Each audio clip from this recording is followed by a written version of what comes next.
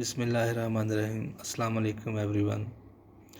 In this lecture we will discuss three chapters from the book Biographia Literaria written by S.T. Coleridge, partly written by S.T. Coleridge and partly written by some other authors, because it is a semi-autobiographical work, which means it is written by the writer Coleridge himself and by other authors too.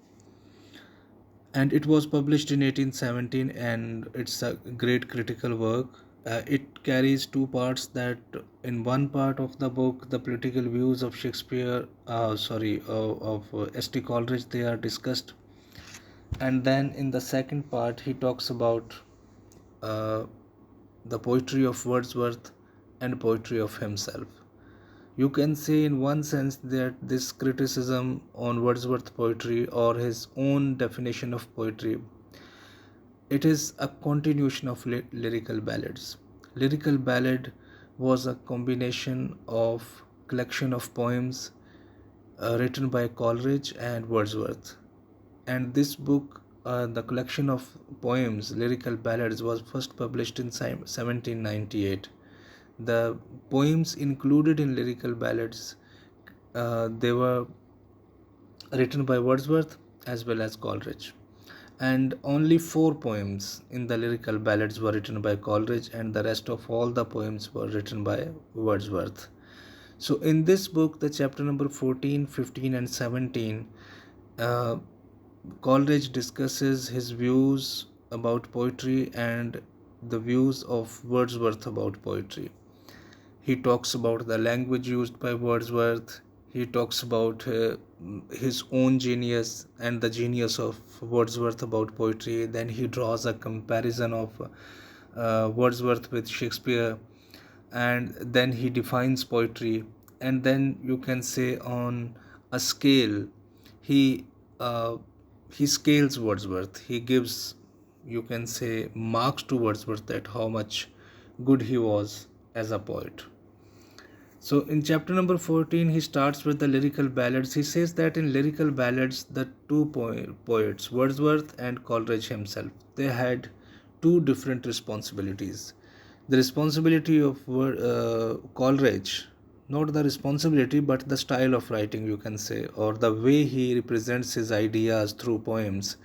The bottom line of his poems, of his writing, was to present supernatural things in a way that they must appear natural to the reader. Like when a reader is reading, he starts believing in something in which he never believed before and after reading the poem. Like if you, let's say, you do not believe in a myth, something which is practically not possible, according to which is just only in imaginations, which does not have any logic, and you disbelieve it because it doesn't have any logic.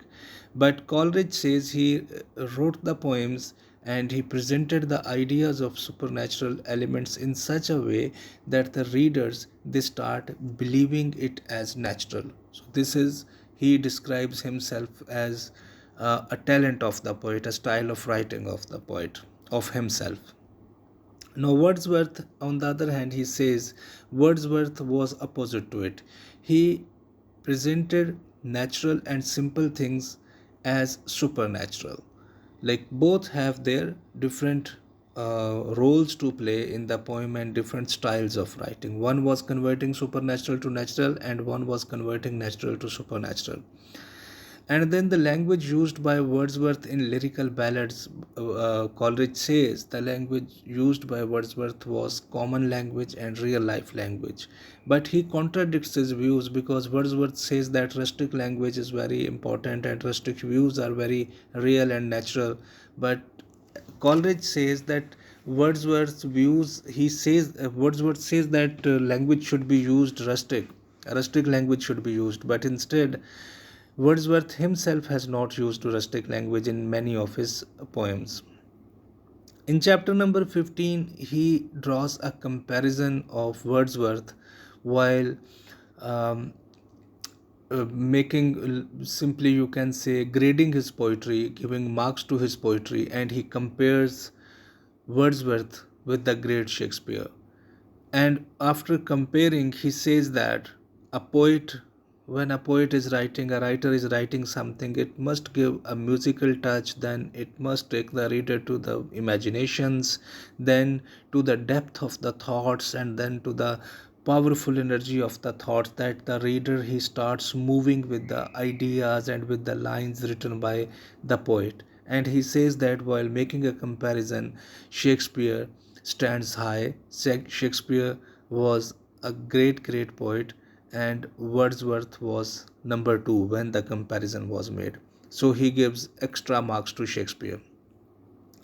Like, he praises Shakespeare for his style of writing, and he says that Wordsworth was on number second.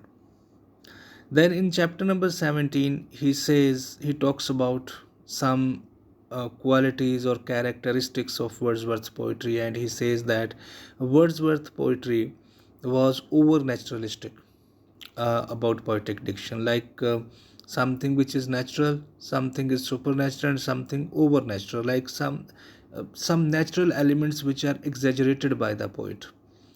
Then he says Wordsworth uses a language. Wordsworth claims that he used rustic language, and rustic ideas means village life and common language. And why Wordsworth talks about village life and rustic life? Because according to Wordsworth, rustic life is more natural. It seems, it appears more natural as compared to urban areas. Then he says that there are three factors about, he defines that the poetry of Wordsworth carries three factors. One is naturalness of the subject matter, that whatever the subjects were taken by Wordsworth, they were natural. They were not supernatural, they were not based on imaginations, but they were the natural things. Just like one of his famous poems, a small poem of Wordsworth, was Daffodils. Everyone must have read it once. So he talks about the flowers, the natural beauty, a common object he has taken. Second, the way he represented these naturalness of the objects or the natural things, the way he presented that was excellent. And then he tries to create a perfection of these two, perfection of naturalness of the subject matter and perfection of representing the matter. So he has tried to bring some perfection to his representation of the idea as well as the naturalness of the ideas.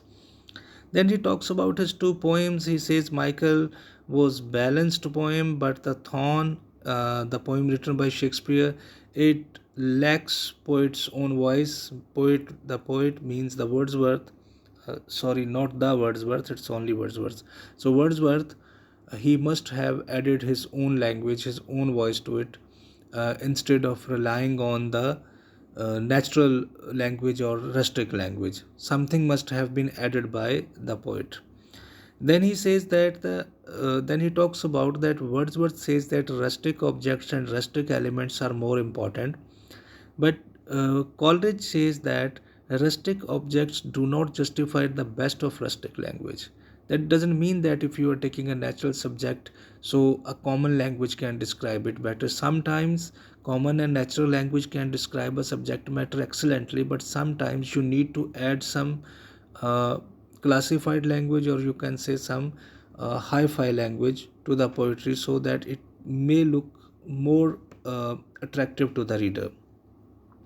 Then he says that as far as the rustic language is concerned, every time if we rely on the rustic language, that will not be a good idea, because the real language is the one, because the real language is the one which is reflected through the mind. Reflected through the mind means when you are reading a poem or you are writing a poem, as a poet you are writing, you have to give multiple thoughts, you have to reflect the same idea again and again, so you can find best of the best words to describe it, that may look more good to the reader. So relying only to the natural or common language is never a good idea. Some reflection of the thoughts, some reflection of the good words and good language it adds beauty to poetry. Then he says, at the end of chapter 17, Coleridge says that Wordsworth he has confused real with common. Something which is real cannot be common, and something which is common cannot be real. But Wordsworth, he has confused with real and common, because he talks about common things, but he says that he is talking about real things.